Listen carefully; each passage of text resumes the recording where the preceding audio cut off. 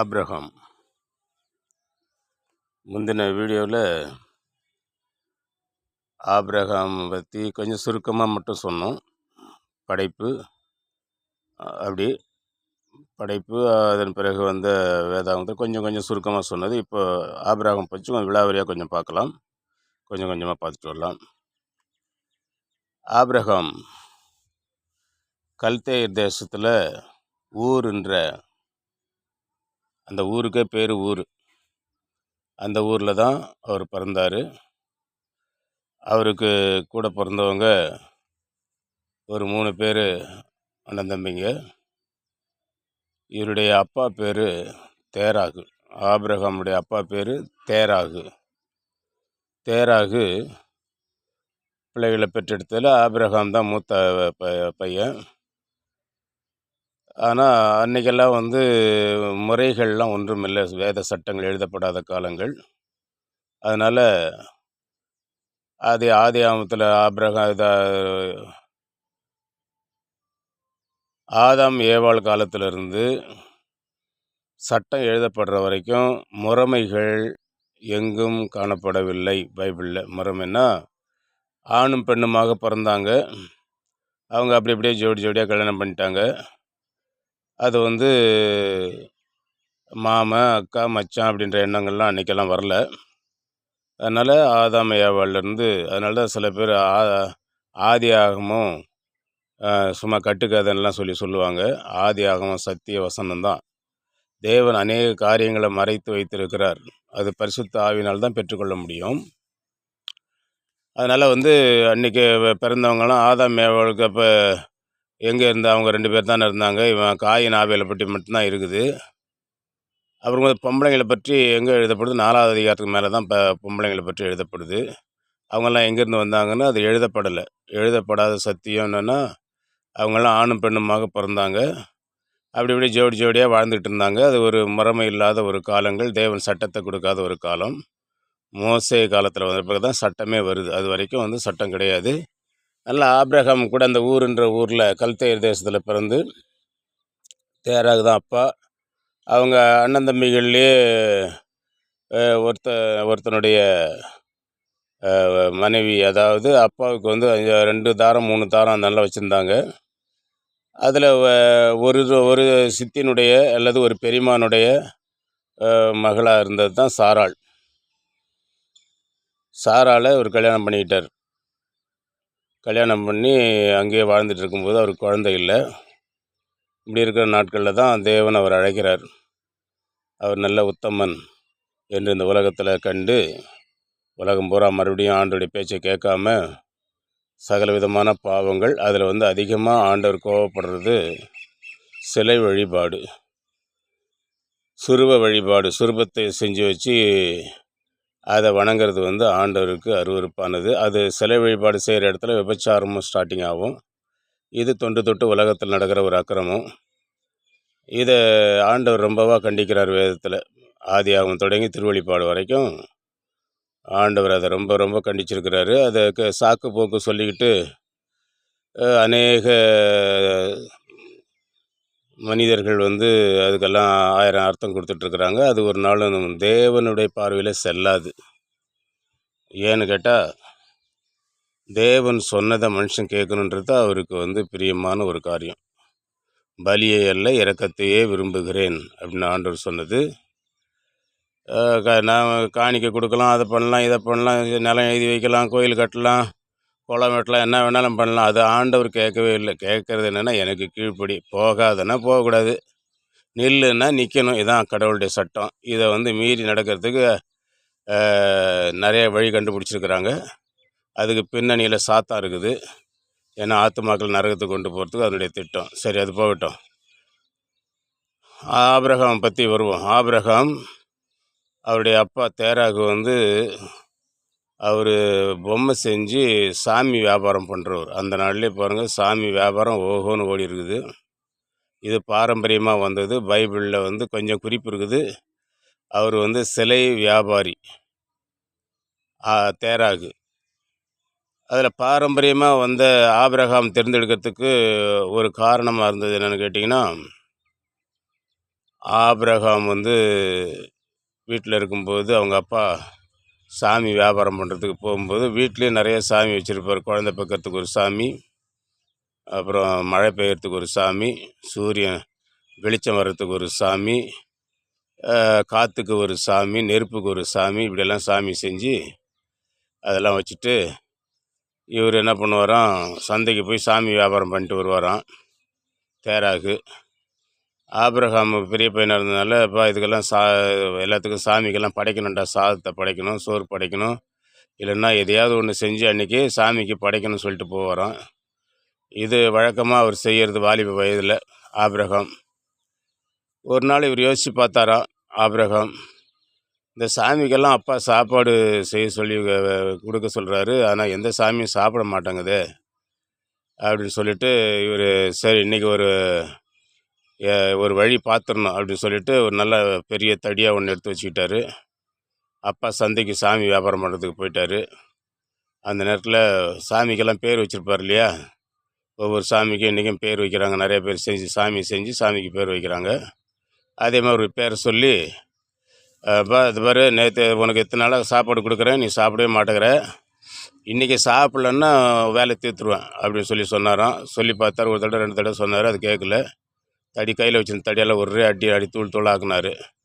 அடுத்த சாமிகிட்ட போனார், "வித்யா அவனுக்கு வந்த கதியை பார்த்தியா, நீயாவது சாப்பிட்னாராம், அது சிலை எப்போ சாப்பிடும்?" இப்படியே சொல்லி எல்லாத்தையும் அடித்து தூள் ஆக்கி போட்டு, சாமி இதுக்கு சோறு படைக்கணுமா, இது ஒரு வேலையா எனக்குன்னு சொல்லிட்டு, சாயந்தரம் வந்தால் அவர் அந்த சாமிக்கு படைச்சதெல்லாம் தூக்கி கொண்டு குப்பையில் போடுன்னு சொல்லுவாராம். ஆனால் இது ஒரு வேலையா எனக்குன்னு சொல்லிட்டு அவர் அது மாதிரிலாம் அடித்து நொறுக்கி போட்டு கம்முன்னு உக்காந்துட்டார். சாயந்தரம் அப்பா சந்தையிலேருந்து வந்த பிறகு பார்த்தா எல்லா சாமியும் தூளாக கிடக்குது. அப்போ, "என்னடா இது, என்னடா சாமியெல்லாம் யாரா அடித்து உடைச்சது?" அப்படின்னோடனே அவர் சொன்னாராம், கூலாக சொல்லியிருக்கிறார், "அதெல்லாம் யாரும் அடிக்கலப்பா, அது ஒன்றோட ஒன்றா அடிச்சுக்கிட்டு செத்து போச்சு. அதே பிறகு சாமி ஒன்றா அடிச்சுக்கும், சிலை எப்படி அடிக்கணும்னா அப்புறம் சிலை எப்படிப்பா சாப்பிடுன்னு" சொல்லி அவர் தகப்பன்கிட்ட பேசுனதாக ஒரு பாரம்பரிய கதை ஒன்று வரும். அந்த பாரம்பரிய கதையில் இப்படி வந்ததுனால அவர் ஆபிரகாம் ஒரு விசுவாசத்தின் தந்தையாக மாறுறதுக்கு ஒரு வாய்ப்பாக இருக்குதுன்னு தேவனாகிய கர்த்தர் அந்த ஆபிரகாமை தெரிந்தெடுத்தார்னு சொல்லி பாரம்பரியமாக ஒரு கதையை சொல்லிட்டு வருவாங்க. அதேபடி ஆபிரகாம் நல்ல அதாவது ஒரு நல்லதை தேடக்கூடிய ஒரு மனுஷனாக இருந்ததுனால தேவனாகிய கர்த்தர் ஆபிரகாம் அழைக்கிறார். "ஆபிரகாம், நான் காட்டுற தேசத்துக்கு வீட்டையும் இனத்தையும் விட்டுட்டு நான் சொல்கிற இடத்துக்கு வா" அப்படின்னு சொல்லி ஆண்டவர் அழைக்கிறார். ஆபிரகாம் அழைக்கும் பொழுது அவர் கல்யாணம் பண்ணி ஏறக்குறைய ஒரு 60-70 வருஷம் திருமண வாழ்க்கையில் வாழ்ந்திருக்கிறாரு. ஆனால் குழந்தை இல்லை. அப்படி இருக்கும்போது ஆபிரகாம் ஆண்டவர் அழைத்தார். அந்த அழைப்புக்கு தேவனாகிய கர்த்தர் அந்த கர்லுக்கு கீழ்ப்படிஞ்சு ஆபிரகாம் அதே மாதிரி அந்த கல்தேயர் தேசத்தை விட்டு ஊருன்ற ஊரை விட்டு கிளம்பி வர்றாரு. அப்பனையும் கூட்டிகிட்டே வர்றாரு. அதோட அவங்க தம்பி பையன் லோத்து அவங்க குடும்பம் சேர்ந்து வராங்க. இப்படியெல்லாம் கும்பலாக வரும்பொழுது வேறு ஒரு இடத்துல அவங்க தங்குறாங்க. அங்கேயே தங்கிட்டாங்க. தொடர்ந்து தங்கிட்டதுனால ஆபிரகாமுடைய அப்பா அங்கேயே செத்து போயிடுறாரு. செத்து போயிட்ட பிறகு அதுக்கப்புறம் ஆண்டவர் அழைக்கிறார், "நீ உன்னை கூப்பிட்ட இடத்துக்கு வராமல் நீ ஏன் அங்கேயே தங்கிட்டேன்னு" சொல்லி கூப்பிடும்போது அவர் அதே மாதிரி அவர் கிளம்பி போகிறாரு.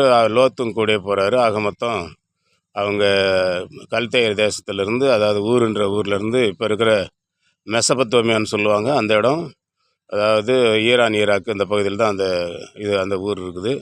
அங்கேருந்து இப்போ இருக்கிற இஸ்ரேல் தேசம், அது பேர் தான் கானான் தேசம். அந்த கானான் தேசத்துக்கு ஆண்டவர் வா, உனக்கு அந்த தேசத்தை நான் தரப்போகிறேன், உன் சந்ததிக்கு தரப்போகிறேன்னு ஆண்டவர் அழைச்சார். அந்த சத்தத்தை கேட்டு இவரும் அந்த விசுவாசத்தோடு நம்பி கடவுளை கூப்பிட்றாரு. சத்தம் தான் கேட்குது, கடவுளை பார்க்கல. அந்த சத்தத்தை கேட்டு தான் மனைவியோடையும் தன்னுடைய தம்பி பையனோடையும் லோத்து குடும்பத்தோடையும் சேர்ந்து போகிறார். ஆடு மாடுகளோட ஆரான்ற ஊரில் தான் அவங்க தங்கியிருந்தாங்க. ஆரான் ஊர்லேருந்து கிளம்பி மீண்டுமாக அவங்க ஆண்டோடைய சத்தத்தை கேட்டு போகிறாங்க. கானான் தேசத்தில் போய் குடியேறுறாங்க. கானான் தேசத்தில் போய் குடியேறின பிறகு அங்கே கொஞ்ச நாள் இருந்தோடனே உடனே பஞ்சம் உண்டாகுது. பெரிய ஒரு பஞ்சம் உண்டாகுது கானான் தேசத்தில். இங்கே நாம் கொஞ்சம் நல்லா கவனிக்க வேண்டியது என்னென்னா, ஆண்டவர் அழைச்சிட்டு போனார் ஆபிரகாமை, உன்னை பெரிய இனமாக்க போகிறேன், ஜாதி ஆக்க போகிறேன், உன் ஜனத்துக்கு இந்த நாட்டை தரப்போகிறேன்னு சொன்னார். ஆனால் முதல்ல இவங்க சந்தித்தது என்ன? முதல்ல சந்தித்தது அங்கே பஞ்சம். அங்கே போய் ஒரு 2-3 இடத்துல இவர் பலிபீடம் கட்டி ஆண்டவர் தொழுது கொள்கிறார். தொழுதுன்னா மறுபடி பஞ்சம் வந்தவுடனே இவர் என்ன செய்கிறாரு? தன் பிள்ளை தன்னுடைய பரிவாரங்களை கூட்டிகிட்டு எகிப்துக்கு போகிறார். எகிப்துக்கு போகும்போது ஒரு வார்த்தை ஒன்று சொல்கிறாரு. தன் மனைவி பார்த்து, மனைவி ஏறக்குறைய 50-60 ஆண்டுகள் வாழ்ந்த போதிலும் ஒரு ரொம்ப அழகிய, வேதத்திலே சொல்லப்பட்டிருக்குது, சாராள் மிக அழகாக இருந்தாள். அந்த வயதில் கூட ஒரு ரொம்ப மிக அழகாக இருந்த அந்த பெண்ணாக இருந்ததுனால ஆபிரகாம் ஒரு வார்த்தை சொல்கிறாரு. நீ என் கூட வரதுனால தாயே, அங்கே இருக்கிறவங்கெல்லாம் உன்னை தெய்வ பக்தி இல்லாத நாடு அது, நீ உனக்காக என் உயிரை கொண்டு போட்டு உன்னை தூக்கிட்டு போயிடுவானுவோ, அதனால் போகிற இடத்துல நீ என்னை புருஷன் சொல்லாத, என்னை அண்ணன் சொல்லு, என் தங்கச்சின்னு சொல்லு அப்படின்னு சொல்லி கொடுத்துருந்தார். அதே மாதிரி அந்த அம்மாவும் மனசில் வச்சுருந்தது. இவங்களாம் எகிப்து குடியேறினாங்க. எகிப்தில் குடியேறினோடனே அங்கே நல்லா செழிப்பாக இருந்துச்சு. அந்த இடத்துல இவங்க குடியேறினவுடனே அங்கே ஜனங்களை பாருங்கள், பைபிளில் என்ன போட்டிருக்குதுன்னா, பாபிலோனுடைய எல்லா பிரதானிகளும் இந்த சாராளை பற்றி ரொம்ப புகழ்ந்தானுலாம். அப்போ அவனெலாம் தெரிஞ்சுங்க, அவனெலாம் எப்பேற்பட்ட ஆளுங்கன்னு. நம்ம ஊருக்கு ஒரு குடி வந்திருக்குதுங்க, ஒரு குரூப் வாழ்ந்து இருக்காங்க, நம்ம பக்கத்தில் வந்து தங்கியிருக்கிறாங்க. அவங்க அந்த பொண்ணு இருக்காள், ரொம்ப அழகாக இருக்காங்க அப்படின்னு சொல்லி, அவன் ராஜாவுக்கு பாருங்கள், அவன் நிறைய வேலை இருக்கும், விவசாய வேலை இருக்கும், விவசாய மந்திரி, இது மற்ற இலாக்கா மந்திரிகள்லாம், எல்லா மந்திரிகளும் சேர்ந்து ஒரு பொண்ணை புகழ்ந்துக்கிட்டு இருக்கானுவோ ராஜாவுக்கு முன்னாடி. அவன் இப்போ சும்மா இருப்பானா? அவனுக்கு கணக்கே கிடையாது. ராஜாலாம் போய் தூக்கிட்டு வாங்கடான்ட்டான். தூக்கிட்டு வரும்போது சும்மா தூக்கிட்டு வராதிங்கன்னா, அந்த என் மச்சானுக்கு என்ன கேட்டான்னு விசாரிச்சோன்னே தங்கச்சின்னு சொல்லிவிட்டு சேர்ந்தாமா. அப்புறம் உடனே சீதனெல்லாம் கொடுத்து அனுப்புகிறான். நிறைய ஆடு மாடுகள், ஒட்டகம், வேலைக்காரி எல்லாத்தையும் கொடுத்துட்டு அந்த பொண்ணை தூக்கிட்டு வந்தான். தங்கச்சின்ற பேரில் தூக்கிட்டு வந்துட்டான். அவன் மச்சானா நினச்சிக்கிட்டான் ஆபிரகாம். சேதனம் கொடுத்து கூப்பிட்டு வந்துட்டான். ஆனால் ராஜாக்கள் கொண்டாந்த உடனே கல்யாணம் பண்ண மாட்டாங்க. கொஞ்சம் அவங்களாம் சுத்திகரிப்பு சடங்கெல்லாம் செய்வாங்க. அதுக்கு மாதக்கணக்குகள் ஆகும். அப்படி இருக்கும்போது கொண்டு அரண்மனையில் வச்சுருந்தோடனே இப்போ எப்படி இருக்கும் பாருங்கள், ஆபிரகாமுடைய இருதயம் எப்படி இருந்திருக்கும். அங்கே என்னடான்னா பஞ்சம், இங்கே வந்த இப்படி ஒரு பெரிய ஆபத்து, தான் மனைவியை தூக்கிட்டு போயிட்டான். அது தேவனால் கொடுக்கப்பட்டது, அது யாரும் களங்கப்படுத்த முடியாது. ஏன்னா ஆபிரகாமுடைய மனைவி இல்லையா. ஆனால் ஆண்டவர் சும்மா இல்லை, அவர் உடனே அவனுக்கு கனவுல இறங்கி, அது அவனுடைய பொண்டாட்டியை தொட்ட நீ செத்துறான்ட்டார். அவளை தொட்ட நீ செத்த, உன் நாடே அழிச்சிடுவோண்டான்னு சொன்ன உடனே அவன் என்ன பண்ணான், பயந்து போய் அப்புறம் எல்லாரையும் கூட்டி பார்லிமெண்ட்டில் பேசுகிறான். டேப்பா, அவன் பொண்டாட்டியாண்டா இது கடவுள் சொல்லிட்டாரு அப்படின்னு சொல்லிட்டு ஆபிரகாம் கூப்பிட்டு, ஏன்பா எனக்கு இப்படி பண்ண, நீ ஏன் தங்கச்சின்னு சொன்ன அப்படின்னு கேட்கும்போது, ஒரு வகையில் அது தங்கச்சி தாங்க எனக்கு, ஆனாலும் எனக்கு தெய்வ பயம் இல்லாத நாடு, இங்கே வந்தாக்க எனக்கு உயிருக்கு ஆபத்து வரணும் அப்படி சொன்னேன் அப்படின்னு சொல்லி ஒத்துக்கிட்டான். உண்மையை ஒத்துக்கிட்டான் ஆபிரகாம். அப்புறம் கொடுத்ததெல்லாம் இந்த ஆள் பிடுங்கவில்லை. கொடுத்தது எதையுமே அவன் பிடுங்கவில்லை. எல்லாத்தையும் கொடுத்ததை, சீதனம் கொடுத்ததெல்லாம் கொடுத்தது தான். அப்படியே அனுப்பிவிட்டான். அதை அனுப்பும்போது ஒரு காரியத்தை சொல்லி அனுப்புகிறான். அனுப்பினோடனே அதாவது முகத்துக்கு முக்காடு போட்டுவிட்டு அனுப்புகிறான். நீ இந்த மாதிரி என் தங்கச்சின்னு சொன்ன அப்படின்னு சொல்லி அது கொஞ்சம் கோவப்பட்டு சொல்லி அனுப்புகிறான். அப்புறம் அவங்க அங்கேருந்து மறுபடியும் திருப்பி அங்கேருந்து அப்படியே கொஞ்சம் கொஞ்சமாக வந்தாங்க. இதில் நமக்கு இந்த செய்தி வழியாக என்ன தெரியுது அப்படின்னு சொல்லி யோசித்து பார்த்தோம்னா, தேவனாகிய கர்த்தர் உன்னையும் என்னையும் அவருடைய பிள்ளைகளை அழைத்திருக்கிறார். அவரே என்ன பண்ணுவார்னா பஞ்சத்தை ஏற்படுத்துவார், அவரே சூழ்நிலைகளை ஏற்படுத்துவார். இதுக்கு என்ன காரணம் அப்படின்னா, ஆண்டவர் நம்மளை எப்பயுமே ஒரு பரீட்சைக்கு உட்படுத்தி தான் ஒரு ஆசீர்வாதத்தை கட்டளையிடுவார். இதுதான் வேதாகம் முழுதும் நம்ம பார்க்க முடியும்.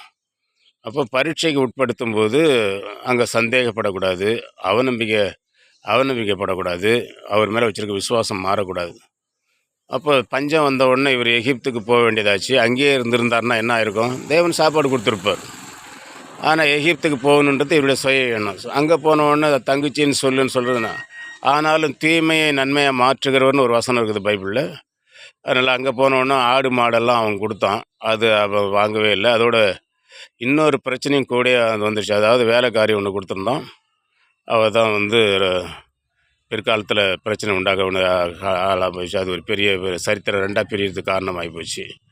அதனால் பிரச்சனைகள் வரும் பொழுதும் சோதனைகள் வரும் பொழுதும் நாம் தேவன் மேலே விசுவாசமாக இருந்து இருக்கிற இடத்துல உறுதியாக இருந்தோமானால் நிச்சயமாக தேவன் கைவிட மாட்டார் என்பது இந்த சரி. மீதியை நாளைக்கு பார்க்கலாம். கர்த்தருக்கு மகிமை உண்டாகட்டும். இயேசுவின் நாமத்துக்கு ஸ்தோத்திரம். கர்த்தருக்கு ஸ்தோத்திரம். அல்லேலூயா.